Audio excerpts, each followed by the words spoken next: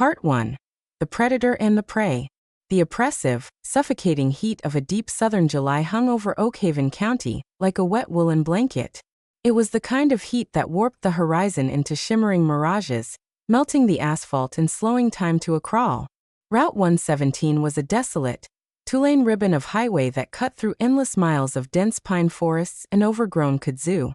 It was a place where cell phone signals went to die, and where the local law enforcement operated with the kind of unchecked autonomy that usually belonged to feudal lords.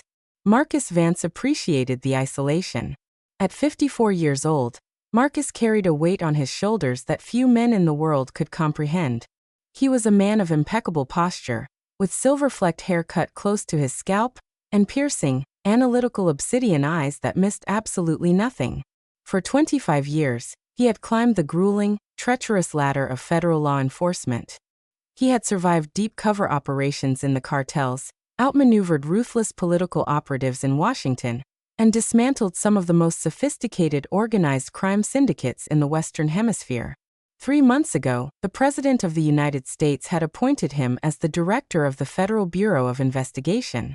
He was the first black man to hold the position in the Bureau's history.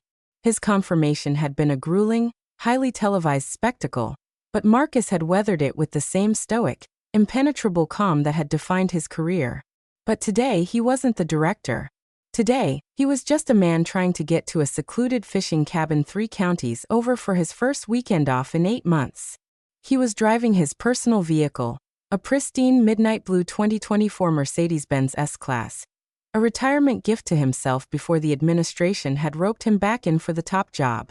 He wore a crisp, tailored charcoal button-down shirt, the sleeves rolled up to his forearms, revealing a vintage Patek Philippe watch. His FBI credentials, his badge, and his bureau-issued firearm were locked in a biometric safe in the trunk. His wallet contained only his civilian driver's license, a few credit cards, and cash. He had specifically told his protective security detail to stay back in D.C. He wanted 3 days of total anonymity. Unfortunately for Marcus, anonymity on Route 117 was a luxury, especially for a black man driving a $150,000 car through Oakhaven County. A mile back, hidden in the shadows of an abandoned billboard, sat Oakhaven County Sheriff's Deputy Travis Bull Miller. Miller was a man built like a cinder block, thick-necked, red-faced, with a gut that strained against his tactical belt. He had been a deputy in Oakhaven for 15 years, a tenure sustained not by merit, but by a systemic good old boy network that rewarded brutal compliance over actual policing. Miller viewed his badge not as a shield for the public, but as a crown. He was the undisputed king of this 20-mile stretch of highway. Sitting in the passenger seat of the cruiser was Deputy Kevin Hayes, a rookie barely 6 months out of the academy. Hayes was 23, nervous, and already harboring deep, twisting doubts about his chosen profession, entirely due to the man sitting next to him. Well, Miller muttered, a wad of chewing tobacco bulging in his lower lip. He aimed his radar gun at the midnight blue Mercedes gliding past. Speed's good, 65 exactly, Hayes noted, looking at the dash. Miller let out a low, guttural chuckle. He dropped the radar gun and shifted the cruiser into drive, his heavy boot pressing down on the accelerator. Speed ain't the problem, Kev. You see the tint on those windows? You see those rims? Ain't no one driving a car like that through Oakhaven on a Tuesday afternoon, unless they're running drugs up from Atlanta. He looked like an older guy, Travis. Might just be passing through. Hayes offered weakly, knowing it was useless. Passing through with a trunk full of fentanyl, maybe, Miller sneered, his eyes locked onto the Mercedes taillights like a predator zoning in on wounded prey. Look at it. Probably stolen. Or bought with cartel cash. Let's go see whose car this boy is driving. Miller flipped the toggle switch on the dash. The cruiser's light bar erupted in a blinding strobe of red and blue, the siren delivering a short, aggressive wail. Inside the Mercedes, Marcus saw the lights flash in his rearview mirror. He didn't panic. His heart rate didn't elevate. He simply glanced at his digital speedometer, 65 in a 65 zone. He checked his lane positioning, perfect. He knew his tags were up to date, his insurance was valid, and his window tint was factory standard and well within state legal limits. Marcus sighed softly, the deep, weary sigh of a black man in America who knew that sometimes mathematics, physics, and the law were irrelevant. He knew exactly what this was. It was a pretextual stop. A fishing expedition. He engaged his right turn signal, smoothly decelerating. Instead of pulling over onto the narrow, gravel shoulder where it was dangerous, Marcus drove another 200 yards and pulled into the brightly lit parking lot of an abandoned Chevron gas station. He parked near the old pumps, ensuring the cruiser's dashcam would have a perfect, unobstructed view of the entire interaction. He put the car in park, turned off the engine, and rolled all 4 windows down. A habit drilled into him from decades in law enforcement to ensure transparency and safety. He placed both hands firmly at the 10-2 position on the leather steering wheel. Behind him, Miller slammed the cruiser into park at an aggressive angle, intentionally blocking the Mercedes in. "Watch and learn, rookie," Miller said, popping his door open. He adjusted his heavy gun belt, letting his right hand rest casually, but threateningly on the butt of his sidearm. Hayes stepped out of the passenger side, hanging back near the trunk of the cruiser, his stomach tying itself into familiar, anxious knots. He hated this part. He hated the way Miller's eyes lit up when he had someone trapped.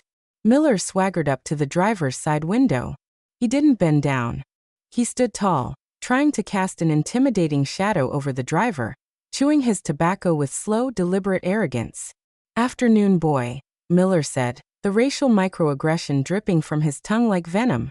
Marcus Vance did not flinch. He slowly turned his head to look at the officer. His dark eyes were calm, calculating, and entirely devoid of the fear Miller was so accustomed to seeing. "Good afternoon, officer," Marcus replied. His voice was a rich, deep baritone, possessing a natural, unforced authority that commanded boardrooms and federal task forces alike. "Is there a problem?" Miller frowned. He didn't like the voice. It was too educated, too calm, too uppity. It didn't fit the narrative he had already constructed in his head. "I'll ask the questions here," Miller snapped, leaning closer to the window, the smell of wintergreen and stale coffee wafting into the pristine interior of the Mercedes. "Whose car is this?" "It is my vehicle," Marcus said evenly. "Sure it is," Miller scoffed, his eyes darting around the luxurious interior, taking in the stitched leather and the digital dashboard. "License, registration, and proof of insurance. And keep your hands where I can see them." "My wallet is in my back right pocket. My registration and insurance are in the glove compartment. I am going to reach for them now. Is that acceptable?" Marcus asked, deliberately narrating his movements. It was a tactic designed to de-escalate, but also to build an irrefutable record of compliance. "Just get it," Miller barked. Marcus slowly retrieved his wallet, extracting his civilian driver's license. He then reached across to the glove box, pulling out the pristine registration and insurance cards. He handed them through the window. Miller snatched them, shining his heavy maglite on the documents even though it was broad daylight. He scrutinized the name.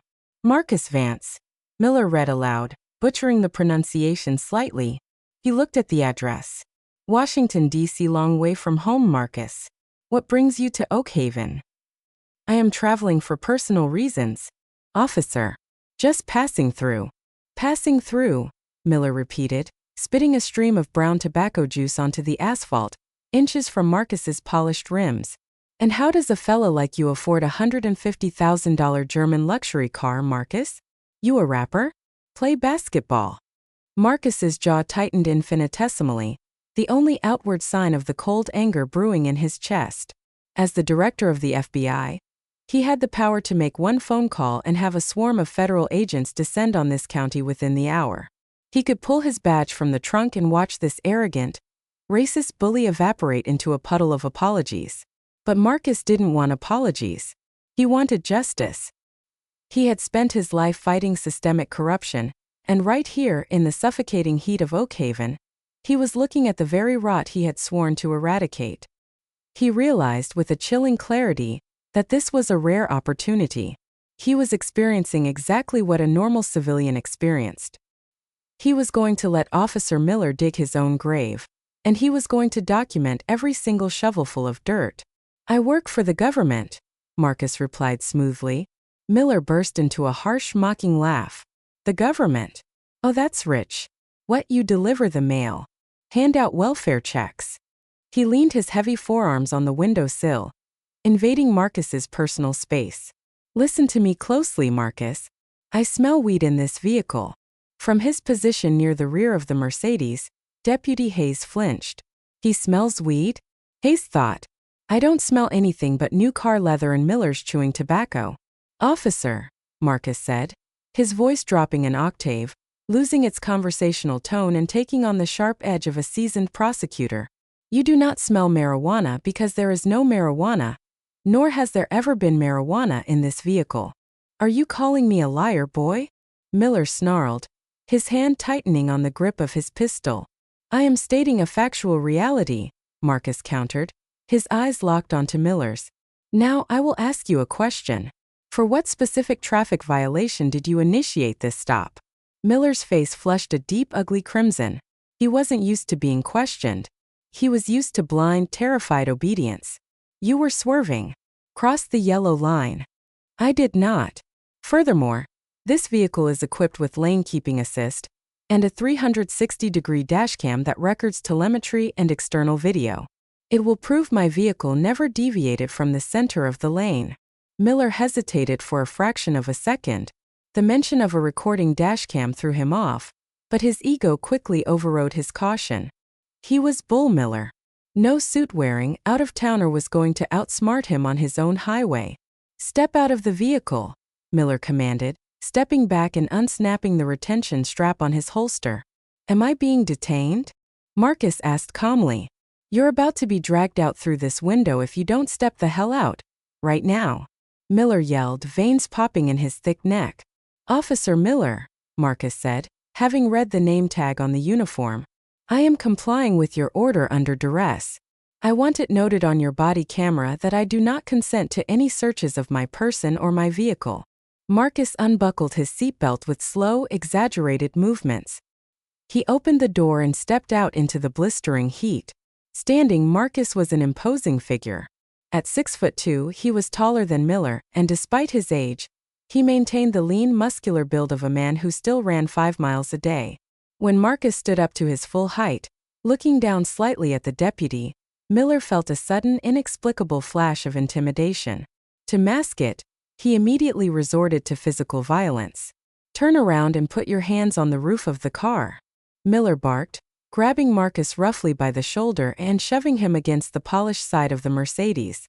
Marcus let himself be pushed, maintaining his physical compliance while his mind recorded every violation. Assault under color of law, unlawful detention, lack of probable cause, Fourth Amendment violation. Spread your legs, Miller ordered, kicking Marcus's ankles apart roughly. Travis Hay, take it easy. Deputy Hayes finally spoke up, taking a tentative step forward. He's cooperating.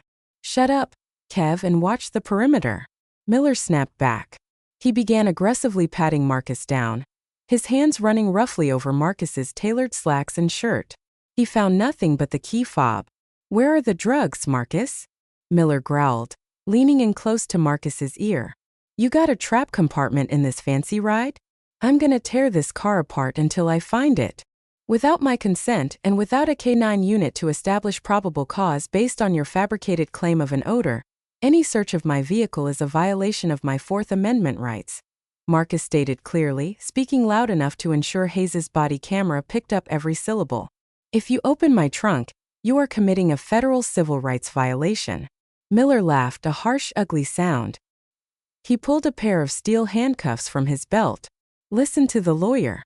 You think your big words mean a damn thing out here? I am the law out here. I am the judge, the jury, and right now I'm your worst nightmare. Miller grabbed Marcus's wrists, twisting them painfully behind his back, and clamped the cold steel handcuffs around his wrists, ratcheting them down entirely too tight. The metal bit into Marcus's skin, right next to his Patek Philippe watch. You are under arrest, Miller sneered. On what charge? Marcus asked, his voice remaining terrifyingly even. Resisting arrest, failure to obey a lawful order, and suspicion of narcotics trafficking, Miller rattled off, making it up as he went. He shoved Marcus toward the cruiser. Hayes, get the keys. put his fancy German toy on a flatbed and tow it to the impound lot. I'm taking this piece of garbage to the station. Hayes looked at Marcus, his young face pale and conflicted. Marcus met the rookie's eyes. In that brief exchange, Marcus didn't look like a terrified suspect. He looked like a wolf allowing itself to be led into a trap, simply to see who was holding the leash. Deputy, Marcus said to Hayes, his tone surprisingly gentle. I advise you not to open the trunk of that vehicle. For your own sake. Shut your mouth, Miller roared, opening the rear door of the cruiser and shoving Marcus inside. Marcus had to contort his tall frame to fit into the cramped, hard plastic back seat. The door slammed shut, trapping Marcus in the stifling, claustrophobic heat of the cruiser. There was no air conditioning in the back. Through the wire mesh of the partition, Marcus watched Miller strut around the front of the cruiser, a triumphant, arrogant smirk on his red face. He watched Hayes tentatively get into the driver's seat of the Mercedes, looking like a man who knew he was making a terrible mistake, but lacked the courage to stop it. As Miller got into the driver's seat of the cruiser, slamming the door and blasting the AC on his own face, he looked at Marcus through the rearview mirror. You're going away for a long time, boy, Miller taunted, throwing the car into gear. Welcome to Oakhaven. Marcus Vance sat in the back of the cruiser, the tight metal cuffs cutting off the circulation to his hands. He leaned his head back against the hard plastic, closing his eyes, and allowed a small, grim smile to touch his lips. No, Officer Miller, Marcus whispered softly to himself, the full weight of the FBI director's power resting quietly in his mind. Welcome to my world. His ride to the Oakhaven County Sheriff's Department was a masterclass in psychological endurance. The back of the Ford Explorer cruiser was a stifling, unventilated oven. The heavy plexiglass partition completely blocked the air conditioning from the front, leaving Marcus to bake in the 100-degree southern heat. The steel handcuffs, ratcheted down to the bone, sent shooting pains up his forearms, while his shoulders burned from being pinned at an unnatural angle against the hard plastic seat. Through it all, Marcus Vance did not make a single sound. He didn't shift uncomfortably. He didn't complain about the heat. He didn't ask Miller to loosen the cuffs. He sat with his eyes fixed on the back of Miller's thick neck, his breathing slow, measured, and perfectly controlled. In his mind, Marcus was no longer a civilian on vacation. The director of the FBI had clocked in. He was building a mental dossier, cataloging every single detail with the ruthless precision of a seasoned prosecutor. 18 U.S.C. Section 242, Deprivation of Rights under Color of Law. 18 U.S.C. Section 241, Conspiracy against Rights. He would need to prove the department operated as a coordinated enterprise to secure this one, but given the ease with which Miller operated, Marcus suspected it wouldn't be difficult. False imprisonment. Assault. Kidnapping. You're awful quiet back there, Marcus, Miller drawled from the driver's seat, glancing in the rearview mirror. The deputy was clearly unsettled by the silence. Usually, by this point, the people he arrested were either crying, begging, or screaming obscenities. The absolute, unshakable calm radiating from the back seat felt unnerving, like sitting in a room with an unexploded bomb. You planning your defense? Thinking about which public defender you're gonna cry to? I am simply observing Officer Miller, Marcus replied. His deep baritone was steady, entirely unaffected by the physical discomfort. I find that people reveal their true nature when they believe they hold absolute power. Miller scoffed, turning up the country music on the radio to drown out the sound of Marcus's voice. Save the philosophy for the judge, boy. In Oakhaven, my word is the gospel. And my word says you're a trafficker. The cruiser pulled off the highway, navigating a series of winding, pothole-riddled roads before turning onto a dusty main street.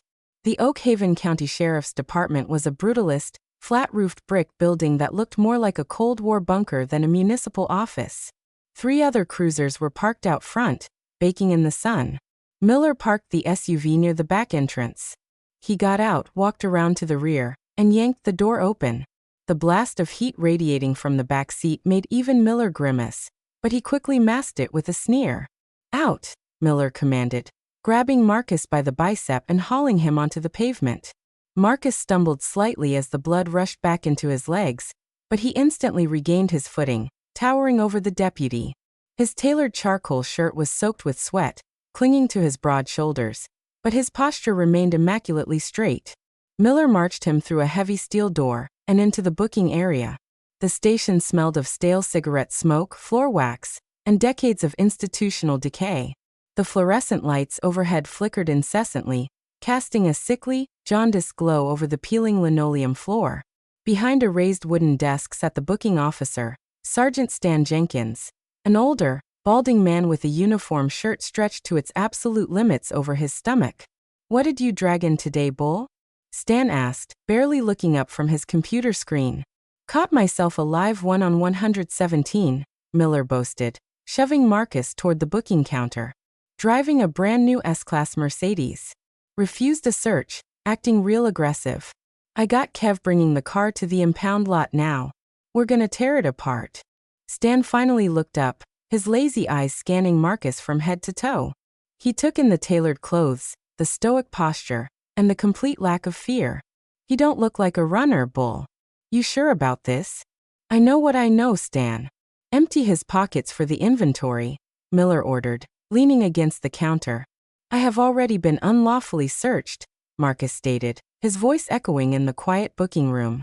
"But for the record, my personal effects consist of a wallet and a wristwatch. My cell phone is in the center console of my vehicle." Stan sighed, coming around the desk.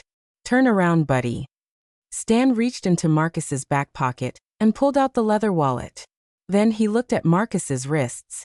He paused, letting out a low, impressed whistle. "Damn Bull," Stan muttered, unfastening the watch from Marcus's wrist. "Look at this piece. This is heavy." Miller leaned over, inspecting the watch. "Patek Philippe? Probably bought it off a guy in an alley for $50. Log it as a fake." "I would strongly advise against that," Marcus said coldly. "That timepiece is insured for $85,000. It was a gift from my late wife. If it is logged incorrectly, or if a single scratch appears on the crystal while it is in your custody, the ensuing civil liability will bankrupt this county." Stan froze, the watch suddenly feeling like a live grenade in his palm. He looked at Miller, uncertain. Miller laughed, though it sounded slightly forced. "Listen to this guy. Thinks he's somebody. Log it as silver watch, Stan. And put him in holding cell 3. I'm gonna go call the sheriff.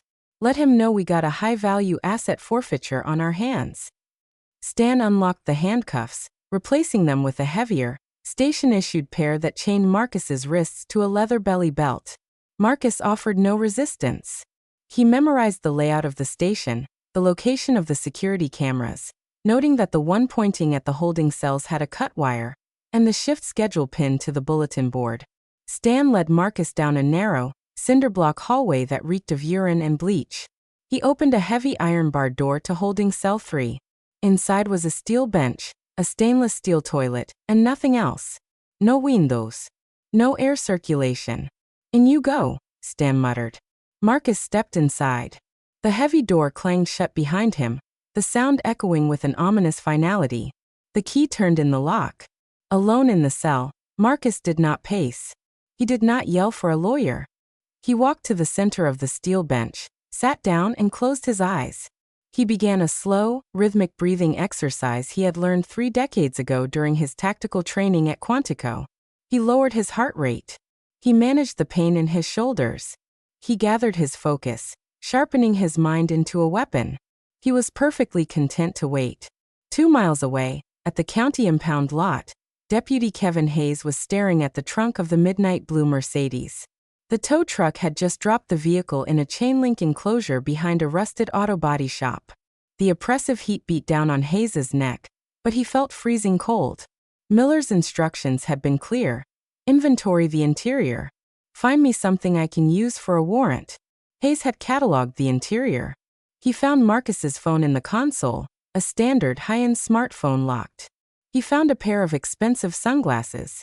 Nothing illegal. No smell of marijuana. No hidden compartments. Just the immaculate, pristine interior of a car that clearly belonged to someone who valued order. Then Hayes popped the trunk. There was a custom-fitted, ballistic nylon overnight bag. Next to it, bolted directly to the steel chassis of the car with heavy-duty titanium brackets, was a matte black safe. It wasn't a standard car safe. Hayes had seen those before. This was a piece of high-tech security hardware. It had a biometric fingerprint scanner, a digital keypad, and a small engraved plate that read, "Property of the U.S. government. Do not tamper." Hayes's stomach plummeted. He stepped back from the trunk, his hands trembling slightly. "Property of the U.S. government?" he whispered to himself. Panic, cold and sharp, began to claw at his chest. He thought back to the man's demeanor, the unshakable calm, the specific legal phrasing he had used. Deprivation of rights under color of law. Normal drug runners didn't talk like that. Normal drug runners panicked. Hayes reached into his pocket and pulled out his personal cell phone. He opened Google. His fingers were shaking so badly he had to type the name twice. Marcus Vance, Washington, D.C. He hit search. The page loaded. The first result was a Wikipedia entry. The second was a link to FBI.gov. Hayes clicked the image tab. A high-resolution, official government portrait filled his screen. It was the man from the highway. The exact same man wearing a dark suit, an American flag pin on his lapel, standing in front of the FBI seal. Underneath the photo, the caption read, "Marcus Vance, 9th Director of the Federal Bureau of Investigation. Confirmed April 2026. The phone slipped from Hayes's sweaty fingers and clattered onto the gravel of the impound lot. All the blood drained from his face. His knees felt weak. "Oh my God," Hayes breathed out, staring at the phone on the ground as if it were a venomous snake. Oh dear God in heaven. They hadn't arrested a drug runner. They hadn't arrested an arrogant out-of-towner. They had arrested the highest-ranking law enforcement officer in the United States of America. And they had assaulted him. Handcuffed him. Deprived him of his rights. Hayes looked at the titanium safe in the trunk. He suddenly knew exactly what was inside it. The director's credentials. His badge. His federal firearm. Hayes grabbed his phone from the dirt. He had to call Miller. He had to stop this before it went any further. He dialed Miller's number, his heart hammering against his ribs like a trapped bird. Ring. Ring. Ring. Voicemail. "Pick up the phone, Travis, you idiot." Hayes screamed at the empty impound lot. He dialed the station's front desk. "Oakhaven Sheriff's," Stan's lazy voice answered. "Stun. Put Miller on. Right now." Hayes yelled, abandoning all protocol. "Whoa, calm down, rookie. Miller's in with the sheriff right now. They're going over the asset forfeiture paperwork for that Mercedes. Sheriff's fired up, says they might be able to buy 2 new cruisers with the auction money." "Stan, listen to me," Hayes said, his voice dropping to a terrified, breathless whisper. "Do not touch that man in the holding cell. Do not let Travis go near him. You need to get the sheriff." "I ain't interrupting the sheriff when he's talking money, Kev," Stan interrupted, sounding annoyed. "Just finish your inventory and get back here. You're whining like a whipped dog." The line went dead. Hayes stared at his phone. He looked back at the Mercedes. If he drove back to the station now, it would take him 15 minutes. A lot could happen in 15 minutes. He ran to his cruiser, threw it into gear, and peeled out of the impound lot, the tires screaming on the hot asphalt, praying to a God he barely believed in that he wouldn't be too late. Back at the station, the door to holding cell 3 groaned open. Marcus opened his eyes. Standing in the doorway was Deputy Miller, a smug grin plastered across his face. Next to him was a man Marcus recognized immediately by type, if not by name. He was in his late 60s, wearing a crisp tan uniform with silver stars on the collar, a silver belly chain watch, and a white Stetson hat. He had the slick, polished look of a man who treated law enforcement as a political campaign rather than a public service. "Well, well," the older man said, stepping into the cell, his thumbs tucked into his gun belt. "I'm Sheriff Beaumont. Deputy Miller here tells me you've been causing quite a fuss on my highway, Mr. Vance." Marcus did not stand. He remained seated on the steel bench, chained at the waist, looking up at the sheriff with an expression of total, chilling indifference. "Sheriff Beaumont," Marcus said slowly, "I strongly suggest you review the dashcam and bodycam footage of my arrest. If you do, you will find that I caused no fuss whatsoever. I was unlawfully detained, assaulted, and arrested without probable cause." Beaumont chuckled, a dry, rasping sound. He took off his Stetson, wiping his brow with a handkerchief. Now see, that's the problem with you city folks. You come down here, driving your fancy cars, thinking you can spout legal mumbo-jumbo, and we'll just bow down. It doesn't work like that in Oakhaven. Beaumont leaned forward, dropping the friendly facade, his eyes turning hard and predatory. Here's the reality of your situation, Marcus. We know you're running dirty money or drugs. We don't need to find it today. We're going to seize your vehicle under civil asset forfeiture laws. We're going to hold you here for 72 hours, pending investigation. By the time you get to see a judge, your car will be property of the county, and you'll be begging to take a plea deal just to get back to D.C. Marcus stared at the sheriff. It was textbook corruption. They didn't care about a conviction. They cared about the profit. They weaponized the legal system to steal from citizens who didn't have the resources to fight back.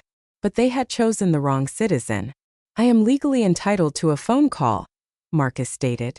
I demand to make it now. Miller snorted. He wants to call his lawyer, Sheriff. Probably some high-priced suit in a high-rise. Beaumont smiled thinly. Let him make his call, Bull. Let him cry to his lawyer. It'll just take him 3 days to get a motion filed down here anyway. By then the car is ours. Bring a phone in here. Let's do it by the book so he can't say we denied him his rights. Miller left the cell and returned a minute later with a cordless, heavy-duty station phone. He walked over and shoved it aggressively against Marcus's chest. Because Marcus's hands were chained to his waist, he had to awkwardly lift the receiver to his ear. Miller and Beaumont stood in the cell, crossing their arms, ready to enjoy the show. They expected Marcus to call a panicked wife, or a frustrated attorney who would yell uselessly into the receiver. Marcus dialed a 1-800 number. It was a civilian-facing line, untraceable by standard caller ID, but it routed directly to the Federal Bureau of Investigation Strategic Information and Operations Center, SIOC, in Washington, D.C. The line rang once. FBI National Threat Operations Center, Agent Davis speaking. A crisp voice answered. Marcus did not change his tone. He spoke with the clear, commanding cadence of a military general issuing a strike order. Authentication Protocol. Hecho Sierra Niner Vanguard. Clearance level top secret/SCI. This is Director Marcus Vance. In the cell, Miller and Beaumont frowned, exchanging a confused glance. Director? Miller mouthed to the sheriff. Beaumont just shook his head, thinking it was some kind of elaborate bluff. On the other end of the line, Agent Davis's voice instantly changed from standard operator protocol to absolute, spine-straightening shock. Director Vance? Sir, biometric voice print confirmed. Stand by for the watch commander. There was a 2-second pause, followed by the frantic voice of Deputy Director Eleanor Grant. Marcus? Where the hell are you? Your GPS beacon went dark an hour ago. The advanced security team has been tearing up the interstate trying to find your vehicle. Eleanor, listen carefully, Marcus said, his eyes locking onto Sheriff Beaumont's face. I am currently being held hostage under color of law, in holding cell 3 of the Oakhaven County Sheriff's Department. I have been unlawfully arrested, physically assaulted, and deprived of my constitutional rights by Deputy Travis Miller and Sheriff Beaumont. In the cell, the smug grins on Miller and Beaumont's faces began to slip. The sheer, terrifying authority in Marcus's voice was impossible to fake. Sir, are you injured? Eleanor's voice was ice cold, the operational machinery of the FBI instantly shifting into war footing. Negative. But I am physically restrained. The local authorities intend to seize my vehicle and hold me without charges to extract a forced plea. I am declaring the Oakhaven County Sheriff's Department a hostile operating environment. Beaumont took a step forward, his face turning pale. Hey, who the hell are you talking to? He demanded, suddenly realizing that the man sitting on the bench was not sweating, not shaking, and absolutely not bluffing. Marcus ignored him, speaking directly into the receiver. Eleanor, initiate a Tier 1 federal intervention. Deploy the Hostage Rescue Team HRT from the Atlanta field office. Scramble the regional SWAT units. I want a full tactical perimeter established around this building within the hour. Secure all data servers, body camera footage, and dashcam drives immediately to prevent destruction of evidence. Understood, Director. Atlanta HRT is wheels up in 5 minutes. We are notifying the Department of Justice and the governor of your state. Do not resist the locals, sir. We are coming. I have the situation contained, Marcus said. Vance out. He dropped the receiver onto the steel bench. It clattered loudly in the sudden, deafening silence of the holding cell. Sheriff Beaumont stared at Marcus, his mouth slightly open. A cold sweat had broken out across his forehead. What kind of sick joke is this? Director of what?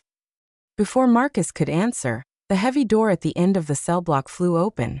Deputy Kevin Hayes burst into the corridor, sprinting toward holding cell 3. He was gasping for air, his face completely devoid of color, looking like a man who had just seen the angel of death. He skidded to a halt outside the bars, grabbing the iron grating with trembling hands. He looked past Miller and Beaumont, his terrified eyes locking onto Marcus. Sheriff. Hayes gasped, his voice cracking, tears of absolute panic welling in his eyes. Sheriff, you have to let him out. You have to let him out right now. Miller turned around, furious. What the hell is wrong with you, Hayes? You losing your mind? Travis, you idiot. Hayes screamed, his voice echoing shrilly in the concrete block. I looked him up. I looked up his name. The safe in the trunk. It says U.S. government. Beaumont turned slowly, feeling the floor drop out from underneath him. Hayes, take a breath. Tell me what you're talking about. Hayes pointed a trembling, accusatory finger at Marcus, who sat perfectly still on the bench, a lion waiting patiently for the cage to be opened. That's not a drug runner, Sheriff. Hayes sobbed, the realization of his own impending doom crashing down on him. That is Marcus Vance. He is the director of the FBI. We just arrested the head of the Federal Bureau of Investigation. The silence that followed was absolute. It was the sound of 3 careers, and 3 lives, being vaporized in an instant. Sheriff Beaumont slowly turned his head to look at Marcus. The color drained from his face until he looked like a corpse. His knees visibly buckled. Marcus looked back at him, the obsidian eyes holding no mercy, only the crushing, inevitable weight of federal justice. You told me your word is gospel in Oakhaven, Sheriff, Marcus said quietly, the words echoing in the terrifying silence of the cell. We are about to find out how your gospel holds up against the United States government. Part 3, The Federal Avalanche. For 10 agonizing seconds, the only sound in holding cell 3 was the rattling hum of the broken air conditioning vent and the ragged, hyperventilating breaths of Deputy Kevin Hayes. Sheriff Beaumont stared at Marcus Vance. The older man's tanned, leathery face had gone the color of spoiled milk. He looked at the tailored clothes, the straight spine, the unblinking, obsidian eyes of the man chained to his steel bench. The pieces slammed together in Beaumont's mind with the destructive force of a freight train. The calm demeanor, the precise legal terminology, the warning about the $85,000 watch. Property of the U.S. government. Bull, Beaumont whispered, his voice trembling so violently he could barely form the syllable. He didn't take his eyes off Marcus. Bull, give me the keys to those cuffs. Right now. Deputy Travis Miller, however, was trapped in a fierce, cognitive dissonance. His fragile, racist ego simply could not process the reality of the situation. Sheriff, come on, you're not listening to the rookie, are you? Miller stammered, stepping between Beaumont and Marcus, waving a thick hand defensively. He's bluffing. He probably hacked a website or something. Look at him. He's just a... Shut your goddamn mouth, Travis. Beaumont roared, a sound of such sudden, feral panic that Miller physically jumped back against the bars. Beaumont grabbed Miller by the collar of his uniform, spittle flying from his lips. If Hayes is right, you didn't just arrest a civilian. You kidnapped the highest-ranking federal law enforcement officer in the country. Give me the keys before I shoot you myself. Miller, finally grasping the sheer terror in his superior's eyes, fumbled blindly at his duty belt. His thick fingers shook as he unclipped the heavy ring of cell and handcuff keys. He dropped them twice on the concrete floor before finally holding them out. Beaumont snatched the keys and practically dove toward the steel bench. His hands were vibrating. He reached out to unlock the heavy leather belly chain securing Marcus's wrists. Director Vance, Beaumont babbled, his southern drawl pitching up into a reedy whine. Sir, there has been a terrible misunderstanding. My deputy, he's a hothead. He doesn't follow protocol. We're going to get you out of these right now. You have my profoundest apologies. I'll have Miller's badge on my desk before you leave this building. Marcus Vance did not move. He simply shifted his wrists an inch, pulling the chain taut, making it impossible for the trembling sheriff to insert the key into the lock. Do not touch those restraints, Sheriff, Marcus commanded. The voice was quiet, but it possessed the gravitational pull of a black hole. Beaumont froze, the key hovering a millimeter from the lock. Sir? I'm trying to free you. I was arrested under suspicion of narcotics trafficking, resisting arrest and failure to obey a lawful order, Marcus stated, his eyes boring into Beaumont's soul. I have been formally booked. You do not have the authority to arbitrarily unarrest me simply because you realized you targeted the wrong prey. Director, please, Beaumont begged, sweat pouring down his face, completely abandoning any pretense of dignity. If the feds get here and find you in chains, my career, my department, they'll crucify us. Just let me take them off. We can walk out to my office, have a coffee, and sort this out like gentlemen. We are not gentlemen, Beaumont, Marcus said coldly. You are a corrupt, civil rights violating predator who uses a badge to terrorize and steal from the citizens you swore to protect. And I am the director of the Federal Bureau of Investigation. You built this cage. Now you are going to sit here and watch while the United States government tears it down. Marcus leaned his head back against the concrete wall and closed his eyes. Step away from me, Sheriff. That is a direct order. Beaumont stumbled backward as if he had touched a live wire. He looked at Miller. Miller looked back, his ruddy complexion now ash-gray, his chest heaving. Outside the cell bars, Deputy Hayes had slid down the cinder-block wall, sitting on the floor with his head buried in his hands, quietly sobbing. What do we do, Sheriff? Miller whispered, his voice cracking with sheer, unadulterated terror. What do we do? We pray, Beaumont said hollowly. 10 minutes later, the isolation of Oakhaven County shattered. It started at the dispatch desk. Sergeant Stan Jenkins was lazily playing solitaire on his computer when the main multi-line phone system lit up like a Christmas tree. Every single line began ringing simultaneously. Stan frowned, putting down his coffee mug, and hit the speaker button for line 1. Oakhaven Sheriff's Department. This is the United States Department of Justice, Office of the Attorney General. A booming, aggressive voice cut through the line. Connect me to Sheriff Beaumont immediately. This is not a request. Stan blinked, his brain stalling. The sheriff is in the holding block right now. Can I take a... Before he could finish, a secondary priority line, reserved for state-level emergencies, began flashing red. Stan, panicking, slapped the button. Oakhaven Dispatch, this is the command center for the governor of the state. A frantic woman's voice yelled over the speaker. We are tracking a massive federal mobilization heading into your county. What the hell is happening down there? Are you under attack? I don't know. Stan stammered, standing up from his desk, knocking his coffee mug onto the floor. It's just a regular Tuesday. Suddenly, the heavy steel doors leading to the cell blocks burst open. Sheriff Beaumont ran out, followed by Miller. They looked like men fleeing a burning building. Stun. Cut the phones. Beaumont screamed. Lock the front doors. Lock the armory. Sheriff, the Attorney General is on line 1. The governor is on line 2. Stan yelled over the cacophony of ringing phones. I don't care if it's the Pope. Lock the doors. It was too late. A low, rhythmic thumping sound began to reverberate through the thick brick walls of the station. It wasn't the sound of a police siren. It was deeper, heavier. It felt like the air pressure in the room was dropping.